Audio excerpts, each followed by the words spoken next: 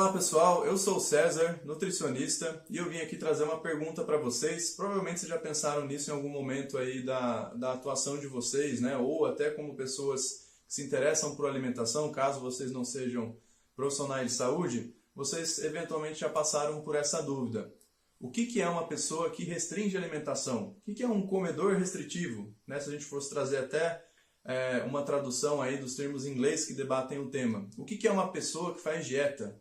Quando a gente diz então que uma pessoa que faz dieta ela tem uma série de repercussões, né, ali para a saúde dela e para alguns desfechos, inclusive de oscilação de peso, a gente está falando de que pessoa? Quem é essa pessoa que faz dieta? Quem é essa pessoa que faz a restrição alimentar? De quem estamos falando? Quando a gente para pensar nesse termo, nessa terminologia, muitas dúvidas podem surgir. E eu digo para vocês que essas dúvidas elas não são restritas à discussão popular, né, às pessoas que ficam em dúvida mesmo, né, o que é aquela pessoa que faz dieta, né, enfim. Essa não é uma dúvida que fica restrita a esse campo de discussão mais popular, mas também é uma discussão muito grande, né, dentro da academia, né, dentro da ciência que estuda o comportamento alimentar. Para falar um pouco disso, eu trouxe aqui uma série de elementos para a gente discutir e para a gente também tentar esclarecer um pouco mais a respeito do que são essas pessoas que fazem dieta, né? O que a gente quer dizer quando a gente diz que, quando a gente está falando sobre essas pessoas que fazem dieta ou sobre esses comedores restritivos, né? Pessoas que fazem restrição alimentar. Quem são essas pessoas? Vamos descrever um pouco melhor isso, né, aqui na nossa conversa agora.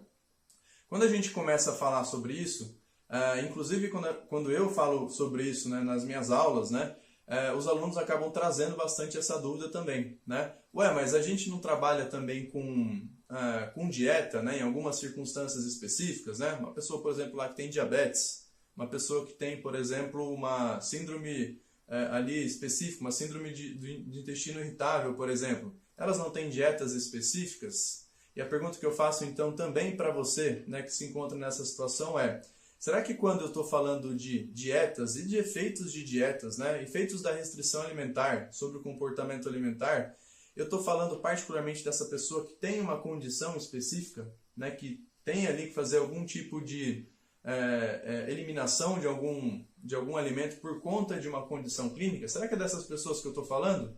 Vamos conversar um pouco mais sobre isso então. O tema restrição alimentar ele tem sido então bastante discutido no meio científico.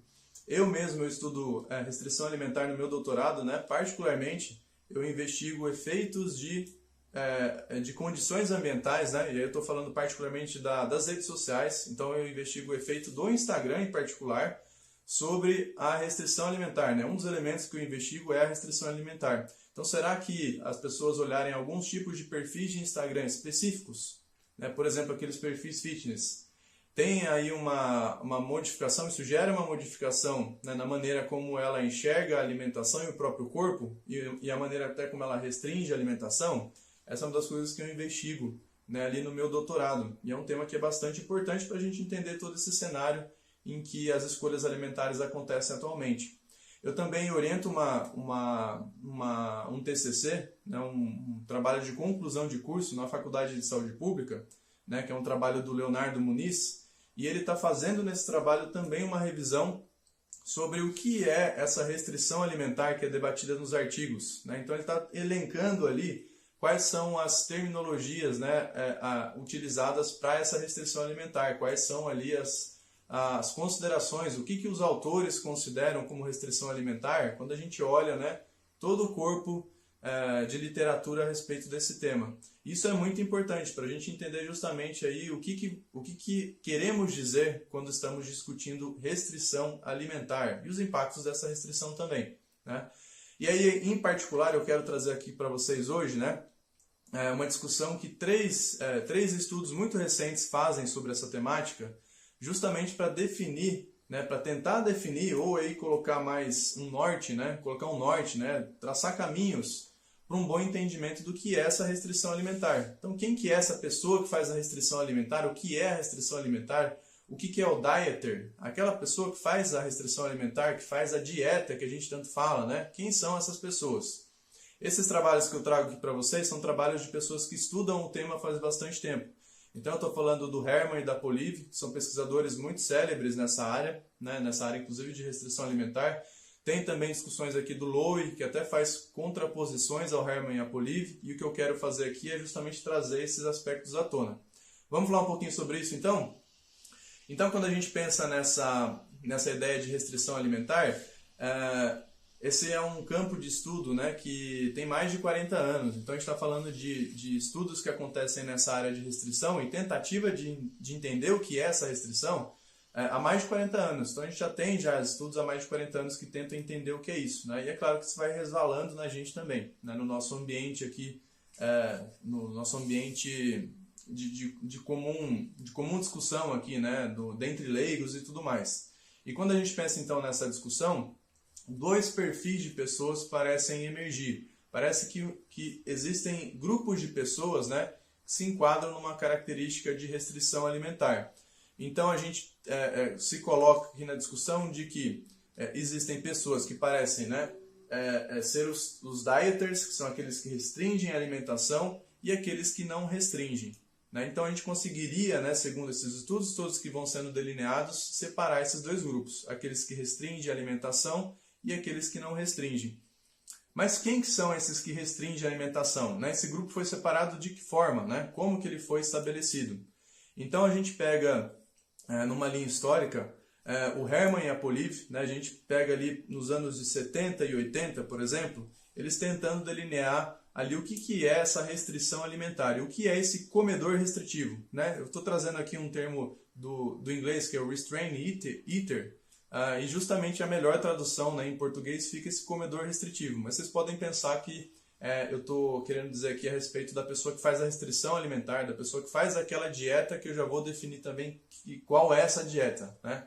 Então, quem é essa pessoa? Então, o Herman e a Polive, em 70, eles apresentam uma teoria, que é a teoria da restrição, e eles trazem uma escala, que é a escala de restrição alimentar, para tentar definir um pouco mais o que é isso, o que é essa restrição.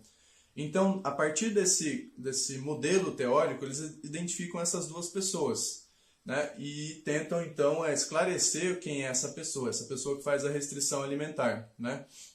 E essas perguntas, né, de quem é a pessoa que restringe a alimentação e como é que essa pessoa, como é que a gente sabe quem é essa pessoa, né, que restringe a alimentação, são então discussões já bastante antigas, né? Até a gente tem, por exemplo, discussões aí, como eu falei para vocês, de 40 anos atrás, que já começam a debater sobre essa temática. Então essas perguntas de quem é essa pessoa, né, e como que a gente sabe quem é essa pessoa, são perguntas que, por exemplo, o Hefferton, que é um outro autor, já traz também há bastante tempo. Né? Lá na década de 80 ele já traz também essas questões, assim como o Herman e o Polive trazem também.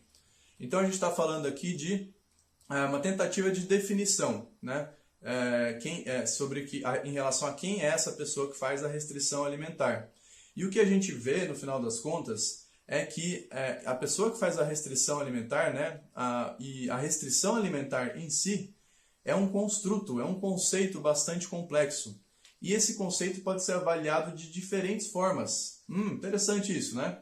Porque se ele pode ser avaliado de diferentes formas, pode ser que certas pessoas estejam referindo-se à restrição alimentar a partir de uma definição específica, a partir de um conjunto, inclusive, de instrumentos que medem a restrição alimentar. Tem outras pessoas que acabam utilizando outras bases ali teóricas e instrumentos para também entender o que é restrição alimentar. Ou seja, estamos falando de um conceito bastante complexo, de um conceito que pode ser entendido de diferentes formas. E a pergunta que fica é, será que estamos todos falando a mesma língua? Né, quando a gente fala de restrição alimentar? E aí eu quero deixar claro com vocês aqui sobre qual é a pessoa, né, que está inserida nessa ideia de restrição alimentar que eu vou discutir aqui agora com vocês nos próximos minutos. Então, quando a gente fala, né, desse conceito, já falei para vocês, né, é um conceito bastante complexo, então é difícil a gente definir exatamente, né, esse termo restrição alimentar, e ele é passível de muitas interpretações. Então, esses trabalhos que eu mencionei para vocês agora dos anos, né, de 2020 e 2021, né, são revisões e discussões bem importantes, né, do Herman, da Polive, né, do Mills, que são outros que são autores ali que trabalham em conjunto, e do Lowy, que faz as contraposições ali, que faz as argumentações contrárias. esses trabalhos muito recentes eles mostram então que existe realmente uma confusão nessa terminologia, que muitas vezes, inclusive na literatura científica, os autores utilizam o termo restrição alimentar, só que para descrever coisas diferentes. E aí também é um ponto de muita importância, porque a gente vê que as diferenças de entendimento, né, desse conceito vêm justamente dessa definição ampla, né, e complexa que é a restrição alimentar. Né? Definição ampla e complexa do que é o dieter, do que é a pessoa que faz a dieta. Né? Então vamos falar um pouquinho sobre isso. Né? Eu tenho certeza que você tem dúvida quanto a quem é essa pessoa que faz dieta. Né? Quem é essa pessoa que a gente relaciona com uma pessoa que tem lá, muitas vezes, aquele efeito sanfona, né? De reganhar o peso, né? De recuperar novamente o peso que ela perde, né? E de ter outros riscos, né? Até riscos, por exemplo, de ter ali um comer de uma maneira não adequada, né? Até depois tendo complicações maiores, né? No futuro, por exemplo, nos transtornos alimentares, né? Com os transtornos alimentares. Quem é essa pessoa então, né? Então, quando a gente está falando sobre isso, né? A gente, primeiro, tem que identificar quais são as possíveis situações que levam à restrição alimentar, né? Quais são as possíveis situações que levam à restrição alimentar? E a gente pode elencar aqui algumas delas. Por exemplo, a gente pode elencar aqui as pessoas que elas fazem restrição alimentar porque elas têm condições de saúde específicas. Então, a pessoa ela tem uma alergia específica que demanda ali que ela evite alguns alimentos. Eu tenho pessoas, por outro lado, que são pessoas que têm alguma condição, outras condições clínicas diversas. A pessoa ela pode ter diabetes, por exemplo, né? E ela vai ter que ter algum tipo de organização diferente da alimentação, né? Por conta disso. Eu posso ter pessoas que têm alguma síndrome inflamatória intestinal. Então, eu tenho uma série de condições, né, que levam as pessoas a terem realmente que restringir a alimentação. E essas pessoas, então, elas passam por algum nível de restrição, né? Como a gente está falando, como eu tenho falado para vocês aqui, dentro dessas condições clínicas. E também eu tenho pessoas que elas passam por uma mudança da alimentação, né? Por meio de restrição, que, por exemplo, pode ser decorrente também de crenças religiosas, né? De crenças diversas, né? Que a pessoa tem estabelecida. Então, tem certas religiões que elas levam à restrição alimentar. Então, tem um cunho ali galgado numa crença específica dessa pessoa. Tem crenças relacionadas a outros aspectos, por exemplo, dentro do vegetarianismo. Né? No vegetarianismo nós temos certas crenças que elas levam o indivíduo também, são crenças diversas, né? Não cabe aqui a gente discutir, porque isso é um assunto à parte, né? Mas são crenças diversas que levam a pessoa a também restringir um grupo específico de alimentos. Então, são várias as causas possíveis, né? Eu também tenho, por exemplo, pessoas que elas querem restringir a alimentação porque elas querem causar uma impressão nas outras pessoas, né? Elas querem gerar uma impressão. Isso é um campo de estudo também específico, né? Isso é um tema para uma outra conversa, por exemplo. Então, eu estou falando de pessoas que querem gerenciar suas impressões em relação aos outros. Então, elas mudam a forma como elas comem. Elas podem comer mais ou podem comer menos, né? Nesse caso, restringindo a alimentação. Em geral, isso tem relação com o fato da pessoa querer se adequar àquele grupo, né? Então, são muitas as motivações, as razões, né? Vamos marcar essa palavra, razões, porque isso vai ser muito importante para o que a gente vai falar na sequência. Muitas são as razões para que as pessoas tenham algum nível de restrição alimentar. E temos as razões também, que elas são ali vinculadas, né, ao aspecto estético, ao aspecto vinculado à imagem corporal. Então, existe também lá o fato de haver restrição alimentar pela razão de que a pessoa ela quer alcançar um padrão estético específico, uma forma corporal específica. E essa é uma outra classificação aí, né, uma outra justificativa, uma outra razão para que exista a restrição alimentar. Bom, quando a gente pensa nessa terminologia, né, mais estudada, quando o assunto é restrição alimentar, quando o assunto é os dieters, né, aqueles que fazem a dieta, a literatura ela vai discutir muito mais, né, muito mais ampla dentro dessa terminologia, né, dentro dessa razão, né, que eu comentei com vocês, que é a restrição em virtude do componente estético, né, da forma corporal. Então, quando a gente pensa nessas razões, né, por trás a motivação é muito importante, né? Eu entender, quando a gente quer entender, né, sobre o que estamos falando, no sentido de fazedores de dieta, né, de comedores restritivos, né, daqueles que ou seja, daqueles que fazem restrição alimentar, quando eu quero entender quem são essas pessoas, né, é muito importante que eu entenda essas diferentes razões. E é importante que eu entenda que a razão aqui vinculada à forma corporal, né, e à estética, como razão fundamental para que exista a restrição, é um elemento, né, bastante importante dentro desse contexto de entender o que é restrição, dentro desse contexto de justificar a restrição alimentar. E é isso que é bastante estudado. Isso que é bastante estudado. O que parece, né, ser, então, essa restrição alimentar, que é essa que a gente discute tanto, né, no sentido de causar prejuízos para o indivíduo. Então, quando eu estou falando em restrição alimentar que causa prejuízos, né, o que a gente vê que é mais frequente, né, não é essa restrição vinculada, por exemplo, à pessoa que tem lá uma condição clínica, que ela tem que fazer uma restrição alimentar específica. Então, por exemplo, a pessoa que tem diabetes, a pessoa que tem hipertensão, né, não são dessas pessoas que a gente está falando quando nós vemos desfechos deletérios para a saúde. Não é a pessoa que faz necessariamente ali a restrição por conta de um aspecto religioso, né? Que tem ali uma restrição muito pontual. Não é dessas pessoas que a gente está falando, né? Resumindo, não é das pessoas que têm condições dietoterápicas específicas que estamos falando quando a gente fala da restrição alimentar causando efeitos deletérios, né, para os indivíduos. Quando a literatura, então, investiga essa definição de restrição alimentar, ela, então, ela é ampla, né? Entender que esta definição da restrição alimentar que leva a um potencial efeito deletério é a restrição alimentar vinculada justamente, né, à preocupação em perder peso, à preocupação estética no final das contas. Então a gente está falando aqui de um aspecto estético, né?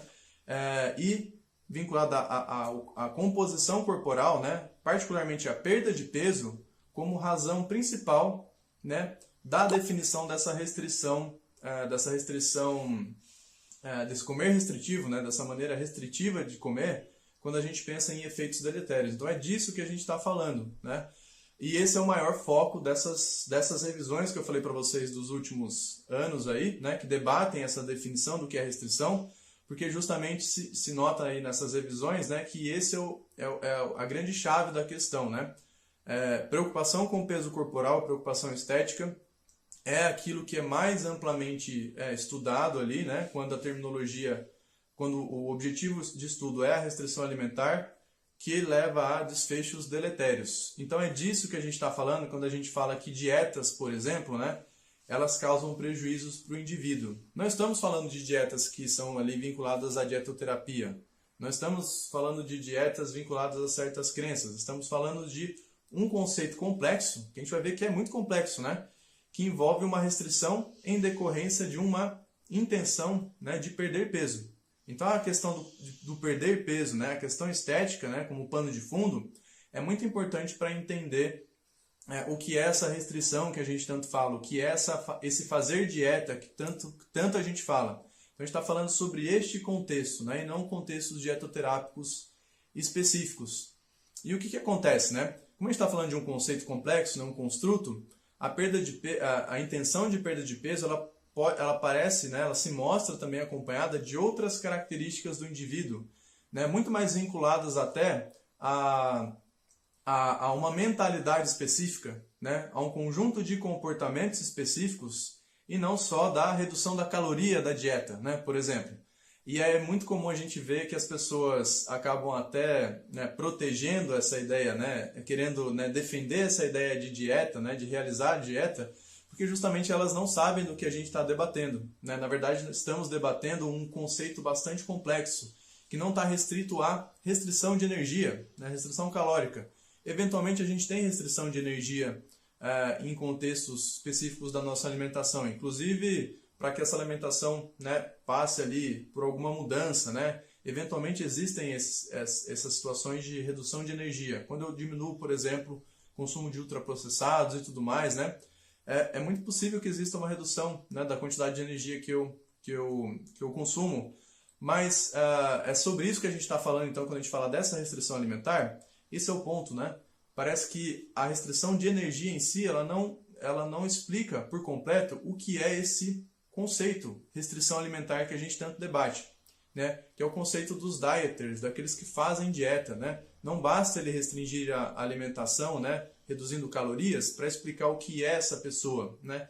Bom, vocês podem estar me perguntando, o que envolve então, né, essa restrição alimentar, esse dieter, essa pessoa que faz a restrição alimentar, o que envolve, quais são as características, o que faz essa pessoa, né? Vocês podem estar me perguntando.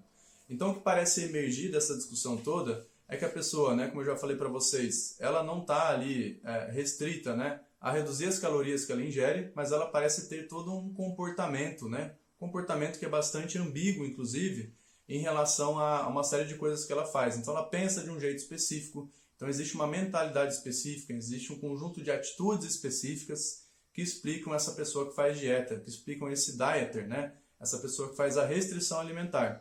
E é sobre isso que a gente fala, né, sobre isso que a gente está falando, não sobre as condições dietoterápicas que levam a alguma modificação alimentar, né? E o que parece então envolver? Quais são as características que envolvem essa pessoa? Então a gente está falando de um traço específico, né? Um traço específico que parece aí surgir, né? Que é o traço referente a essas pessoas que fazem a restrição alimentar. Essa pessoa então ela tem uma tentativa repetitiva de perder peso e de se tornar magra. Então isso parece ser bastante comum, né? Nesse tipo de classificação que eu estou trazendo aqui para vocês. E então esse traço, né, é um traço que parece se alinhar bastante ao que é esse comer restritivo.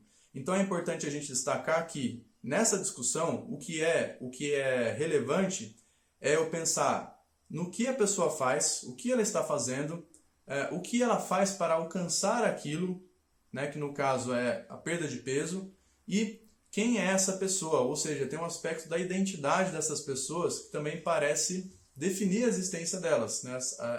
A existência desses dieters, dessas pessoas que fazem restrição alimentar, tá? Ou comedores restritivos, né? Vindo quase que de uma tradução direta aí do inglês. Então, essas pessoas parecem ter essas três características. Elas são pessoas que têm uma identidade específica, elas fazem algo específico para alcançar, no caso, né, a motivação maior que é perder o peso, e elas têm lá as características, então elas têm uma razão específica que é a perda de peso que eu comentei com vocês, né? Então isso parece ser bastante comum.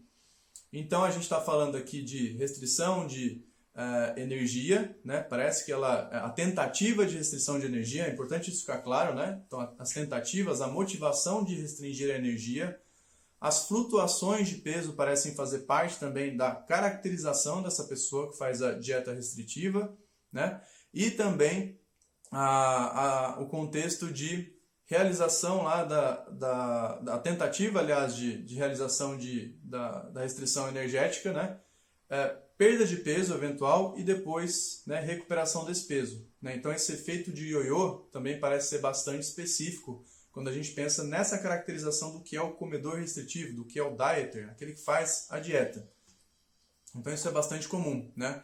Então não é a restrição alimentar sozinha, né? A restrição calórica. Então quando a gente vê as pessoas até querendo contrapor a existência desse comedor restritivo, dessa pessoa que faz a dieta, que eventualmente tem repercussões ali deletérias para a saúde, quando a gente vê as pessoas e até mesmo profissionais, né, colegas, né, tentando questionar a existência dessa condição, né, desse construto, desse conceito, a gente nota que realmente a pessoa está muito distante, né, dessa diferenciação, porque ela está pensando só na dieta isoladamente. Ela está pensando lá na folha de papel, com a restrição calórica, com a restrição de nutrientes ou de grupos alimentares. Ela esqueceu o elemento pessoa, que envolve esse entendimento do que é o comer restritivo, do que é aquela pessoa que faz a restrição alimentar, o dieter, né? Eu vou trazer o termo em inglês, porque o termo em português acaba até ficando meio estranho, né? Mas basicamente é a ideia do comedor restritivo, aquele que faz a restrição alimentar. Então, quando a pessoa ela tenta questionar a existência do comedor restritivo como sendo um potencial problema, ela desconsidera o elemento pessoas, né? O elemento pessoa, que envolve um conjunto de comportamentos, uma mentalidade específica, né, que diz respeito a esse indivíduo, né? A pessoa ali só está se atendo ao papel com a restrição calórica. Então, desconsiderou por completo essa pessoa, né, que faz a dieta ou que está nesta mentalidade, né, de restrição alimentar, né? Será que faz sentido você pensar assim, dado que a gente lida com pessoas, né? Esse é um questionamento que eu já deixo para vocês pensarem. Então é importante eu pensar no contexto do que representa, né, a restrição alimentar. Então, tenho limitação, né, uma intenção psicológica em limitar a minha ingestão de energia. Esse é um ponto que eu já deixei bem claro para vocês, né? Essa supressão ela é seguida, né, de perda de peso, né, e aí gerando uma perda de peso que leva depois ao reganho do peso ou à recuperação de peso, né? E essa recuperação de peso ela tem também, né, uma relação bastante grande com o comer em exagero, que acaba acontecendo dentro desse contexto de mentalidade. Então parece ter uma série de respostas, né, nesse conjunto, né, de elementos que explicam o que é a restrição alimentar, né? Olhem só como a gente não está falando da dietoterapia que é vinculada, por exemplo, à pessoa que tem hipertensão e tudo mais, né? Estamos falando aqui de um conjunto de comportamentos diversos que envolvem pensamentos, né? Que envolvem certas ações que estão explicando, né, como é esse construto, esse conceito complexo da restrição alimentar. Então não estamos falando unicamente da dieta, da restrição alimentar, né, pensando em calorias. E aí tem muitos instrumentos que medem isso, e medem de diferentes formas. Por exemplo, a gente tem o Restraint Scale, que é a escala de restrição do Hermann e Polive, né? Foram aí pessoas que estudaram bastante essa ideia de restrição alimentar. E, por exemplo, só para vocês terem uma ideia das diferenças, né, do que medem essas escalas, essa escala de restrição, ela mede, por exemplo, as tentativas de inibição alimentar, ou seja, de restrição, né, seguida das falhas em conseguir fazer isso. Então ela tem um objetivo bem específico em medir tanto a presença da inibição, da tentativa de se inibir, tá? Não que isso represente de fato a redução de calorias, mas a pessoa tenta, ela tem uma intenção de reduzir as calorias ingeridas, de reduzir ali a presença de certos alimentos. E aí, seguido de falhas. Então, seguido de falha em conseguir fazer isso, em conseguir restringir a alimentação. Então, essa escala tem esse aspecto bem particular que ela mede. Tem uma outra escala, que é a escala de 3 fatores, né? É o Three Factor Eating Questionnaire, né? Que é a escala de 3 fatores que mede também restrição alimentar, mas segundo aspectos diferentes. Então, aqui ela mede, por exemplo, a sua restrição cognitiva, quão grandes são os seus pensamentos em querer restringir, então está muito relacionado a isso, o comer emocional e o descontrole alimentar. Então, olha só, eu tenho 2 escalas já diferentes que medem restrição alimentar de um jeito diferente. Percebem como muitas confusões podem sair daí, né?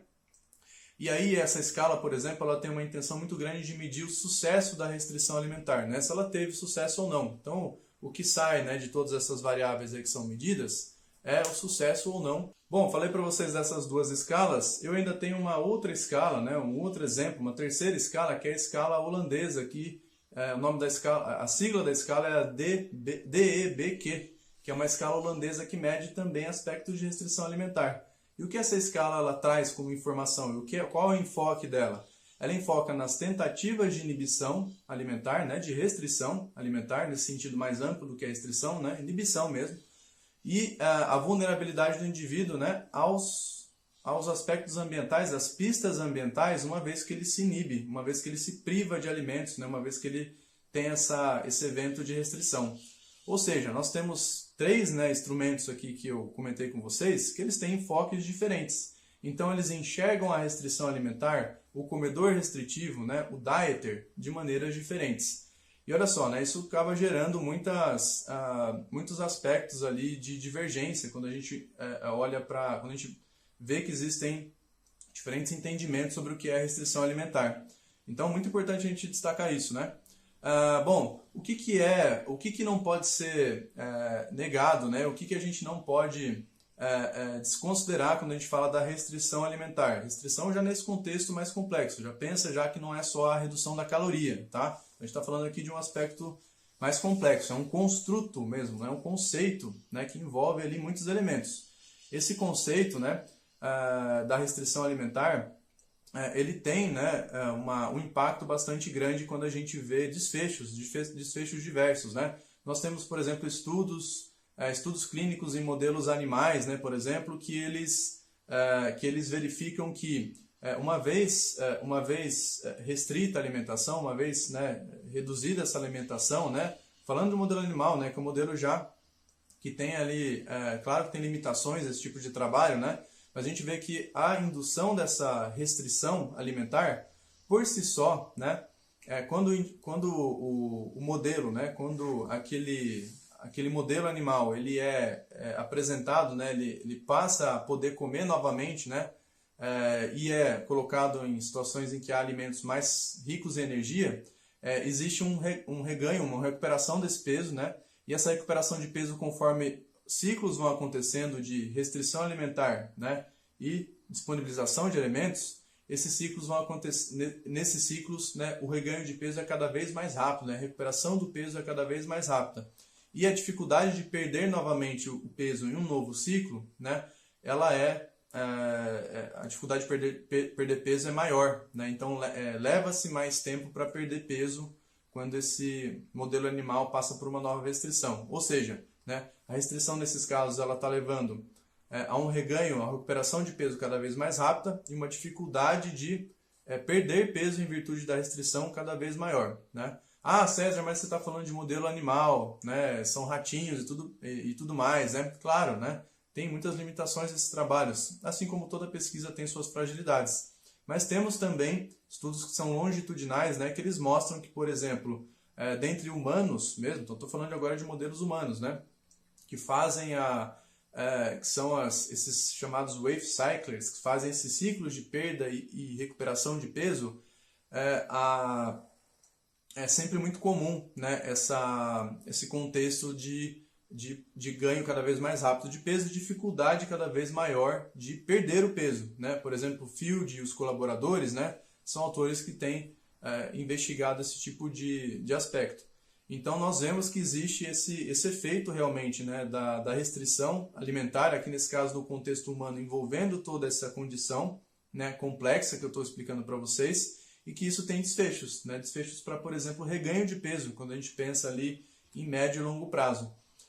Mas além de explorar esse aspecto específico, né, do reganho de peso, em virtude dessas alterações, inclusive podem ser metabólicas, né, que não é muito o intuito dessa nossa conversa aqui, eu queria esclarecer para vocês, então, de quem estamos falando, né, quando a gente está falando daquela pessoa que faz a restrição alimentar, né, só para a gente voltar aqui à nossa temática. Então, a gente vê que quem entra nesse ciclo constante de restrição alimentar, né, e reganho de peso, são pessoas que têm, em geral, mais dificuldades em controlar, né, em comer de uma maneira mais normal, né, em acordo com as suas condições de saúde ali, né, sem ter então esses eventos de exagero. Então, em geral, as pessoas que passam por esse ciclo de restrição, perda de peso e reganho de peso, parecem ser pessoas, né, com características específicas, né, então é um perfil, um traço de pessoa específico que parece estar sujeito a comer mais, né, e a ter esse descontrole, né? Então o descontrole, né, parece ter bastante a ver com essas pessoas que passam por esse ciclo, né, de perda e recuperação de peso, perda e recuperação de peso, né? Restrição para essa perda e depois recuperação do peso. Parece ter bastante relação então com as pessoas que apresentam mais descontrole alimentar. Então são muitos os estudos que eles trazem essa perspectiva, né? E quando a gente está falando desse contexto todo, né, a gente vê que as calorias, então, como eu trouxe para vocês antes, elas parecem não ser o suficientes para explicar o que é a restrição alimentar. Por quê, né? Porque eu vejo, inclusive, em alguns estudos, nós temos estudos, por exemplo, da Tijman, né, e o Greg, que são estudos interessantes, que eles mostram que pessoas que são as dieters, as que fazem restrição alimentar cronicamente, né, aquelas que fazem sempre isso, sempre estão nesse ciclo de dieta, né, perda de peso e recuperação de peso, quando comparadas com pessoas que não fazem restrição, né, a quantidade de calorias que elas consomem, né, são muito parecidas. Então, olha só que interessante. Os dieters, aqueles que fazem a restrição, eles têm, né, uma intenção em reduzir as calorias consumidas, né, eles têm uma motivação, né, e uma intenção em reduzir essas calorias. Porém, quando a gente avalia as calorias mesmo, né, ingeridas, as calorias propriamente ditas, não vemos diferença. Então, quem faz dieta, né, cronicamente tem a intenção de reduzir calorias, mas na prática, né, não existe redução de calorias quando comparado com as pessoas que não fazem restrição, que não são fazedoras de dieta, né? Então não tem diferença. Então não parece ser a restrição de calorias, né, a questão que explica, né, esse conceito da restrição alimentar, né? Esse conceito que envolve então o efeito ioiô, né, de perda e reganho de peso. Não parece que tem outras coisas envolvidas, né, que se aproxima muito mais de uma mentalidade, né, de um conjunto de comportamentos que envolvem a restrição, né, a intenção de restringir e não necessariamente a restrição. Então, só o fato da pessoa ter a intenção de restringir, parece que isso impacta a maneira como ela come, né, comendo de uma maneira pior no final das contas. Então isso parece ser bastante interessante. Então vejam que a gente não está falando só de calorias, não é a dieta, o papel com a redução calórica. Estou falando da pessoa, né, que vivencia essa experiência aí de tentar reduzir a alimentação, as calorias, né, em virtude do peso corporal dela. Então esse desejo de perder peso, né, esse desejo de perder peso parece ser algo bastante importante. E mais do que o desejo de perder peso, é a sua intenção de perder peso, é a sua motivação. Porque esse é outro ponto. Eu posso ter pessoas que elas têm, né, uma insatisfação corporal, então elas têm uma insatisfação com a forma corporal, uma questão estética novamente, né? Porém, elas não têm uma intenção forte o suficiente para fazer a dieta. Então eu tenho uma pessoa que é insatisfeita, mas ela não tem nenhuma intenção de fazer a dieta. Então fazer a dieta restritiva, né, implementar a restrição alimentar, né, a intenção de implementar a restrição alimentar parece ser um aspecto importante também para que exista esse contexto do dieter, daquele que faz a restrição alimentar e que pode colher ali potenciais efeitos deletérios, né? Então a gente está falando realmente de uma coisa muito específica. Vejam que é a intenção de fazer a dieta, né? É a intenção de perder o peso, né? E não só a sua insatisfação corporal. Né? Eu estou falando de insatisfação corporal, de peso corporal, então vocês já estão notando também que o fato de existir uma pressão social, né, para uma forma corporal específica, também impacta o que é o comedor restritivo, o que é o fazedor de dieta, o que é o dieter, né? Também impacta essa pessoa. Então essa pressão social tem um componente muito importante também, que envolve então aí a insatisfação corporal. Mas isso não é o suficiente, né? A intenção em restringir a alimentação parece ser um elemento adicional, né, nessa conversa toda. Então o que a gente conclui de tudo isso, né? Então vejam que eu não estou falando de pessoas que fazem lá mudanças da alimentação por conta de questões dietoterápicas. Não estou falando de pessoas que fazem mudanças da alimentação devido a crenças específicas. Quando eu falo de restrição alimentar, né, do comedor restritivo, do dieter, né, da pessoa que faz dieta cronicamente, eu estou falando de uma pessoa que está dentro de um conjunto de elementos bastante complexo, né, que parece identificar um traço de pessoas. É um traço de pessoas que compartilham, né, a ideia de perder o peso. Elas têm intenção, então, específica de fazer a restrição alimentar, e aí, a partir de tudo isso, elas são constantemente pessoas que passam por perda de peso e recuperação de peso. Porque nesse ciclo, nesse processo, elas acabam perdendo, né, o controle, o descontrole alimentar parece ser bastante grande. Elas acabam tendo muitos momentos de comer em exagero. Então, esse é um contexto que explica esta definição de restrição alimentar, esta definição de fazer dietas, essa definição de dieta aumenta sua chance de comer exagero. É disso que a gente está falando. A gente não está falando de condições dietoterápicas específicas, né, que exigem algum nível de ou restrição de energia ou retirada de algum grupo alimentar. Né? Percebem essa diferença? E olha como que isso é estudado profundamente. Né? Isso não é uma discussão piegas, né? Não é superficial. Né? Não, a dieta funciona assim. Né? Tudo bem, até pode funcionar, mas de que circunstância que você está falando? Da dietoterápica, né? Você está considerando então que toda e qualquer dieta, ou você está considerando que toda e qualquer dieta, né, não tem qualquer efeito deletério, né? Percebe que precisa de uma ponderação essa conversa? Então essa ponderação ela é feita, né? Então o motivo central parece ser essa preocupação e intenção em perder peso. Então não só é a sua insatisfação corporal, não só a restrição da energia que você consome, mas a sua preocupação com o peso e a intenção em querer perder esse peso, né? A intenção também de fazer a restrição. Então, só o fato de haver essa mentalidade é que já parece ser algo bastante diferencial para a gente entender o que é a restrição alimentar.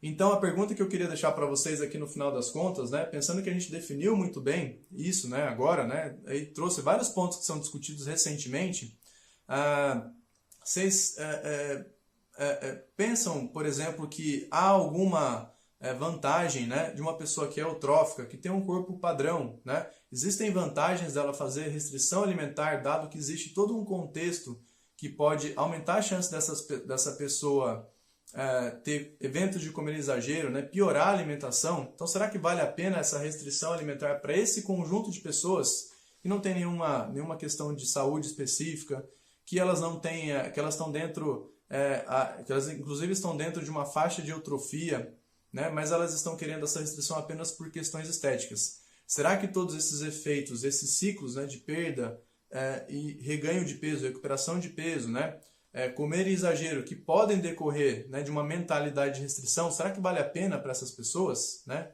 que estão em contextos de saúde, que estão em eutrofia? Então essa aqui é a grande questão que eu queria deixar para vocês. E a gente não pode esquecer também de outras questões muito importantes. Quando a gente está discutindo essa ideia de restrição alimentar levar a efeitos deletérios, né, a gente tem que considerar uma série de efeitos neuroendócrinos que também acontecem, né, que até aí seria um tema para um outro vídeo. Mas quando a gente debate restrição alimentar, né, a gente sabe que a restrição alimentar, né, e essa restrição no sentido mesmo de intenção em restringir, não necessariamente na restrição, né, ela aumenta suas expectativas em relação à comida, né? Nós temos inúmeros estudos que eles mostram que a ideia de se privar do alimento, a ideia de que o alimento não vai estar disponível, essa ideia de escassez, ela leva ao aumento das suas expectativas em relação à comida que foi privada, que foi inibida ali, né? Isso ali leva a um aumento dos seus níveis de dopamina, por exemplo, né? Então você antecipa, né, a sua expectativa e você aumenta, né, a sua expectativa em relação à comida de uma maneira antecipada e isso leva você a uma predisposição maior em comer, né? Então existe um mecanismo neuroendócrino que também regula tudo isso, né? E a gente vê que pessoas que se sujeitam à restrição alimentar, elas estão sujeitas a esses mecanismos neuroendócrinos também, né? Esses mecanismos, por exemplo, com maior ali, liberação de dopamina, porque a minha expectativa em relação à comida ela aumenta bastante. Então, olha só, a gente está falando também sobre efeitos neurobiológicos, né? A gente não está falando só de efeitos que são referentes a uma adaptação metabólica, né? Quando a gente está falando que a restrição ela pode levar a uma adaptação metabólica, né? Naquele sentido que eu falei antes, da pessoa tender a perder cada vez mais devagar o peso e reganhar o peso cada vez mais rápido, né? Não é só isso que a gente está falando, a gente está falando também, né? Tem alguma relação, claro, a gente está falando também de aspectos particulares neuroendócrinos, então dessas expectativas em relação à comida, né? A privação alimentar, quando a gente pensa na psicologia, né, que também se ocupa desses estudos, ela vai justamente verificar que, né, a privação disso que é um estímulo muito natural para a gente, né, que é a comida, que é um estímulo naturalmente vigente ali para a gente, né, nós buscamos a comida naturalmente, então esse estímulo, por ser natural, uma vez que ele é privado, né, eu passo a dar muito mais valor para isso. Então o valor da recompensa, né, em virtude da comida aumenta muito quando eu me privo de comida, ou quando eu tenho pelo menos a intenção de me privar de comida, né, sem me privar necessariamente. Então essa intenção, né, de me privar me impacta muito a aumentar o valor que eu dou para a comida, e eu tendo a comer mais por conta disso, né? E tem muito mecanismo neurobiológico envolvido nisso, né? Por exemplo, essa questão da dopamina que eu falei para vocês, né? Esse é um assunto muito interessante, né? E vejam que a gente está aqui falando de algo que merece uma atenção especial, né? Não dá para a gente falar que nenhuma dieta tem impacto, né, na vida das pessoas, e a gente tem que esclarecer que realmente as pessoas que têm condições específicas, elas estão fazendo sim um tipo de dieta, mas que nada tem a ver com essa restrição alimentar, com esse dieter que eu tanto aqui tentei descrever para vocês. Espero que vocês tenham esclarecido um pouco mais a respeito disso, né? Deixaremos referências aqui para vocês e até a próxima. Tchau, tchau!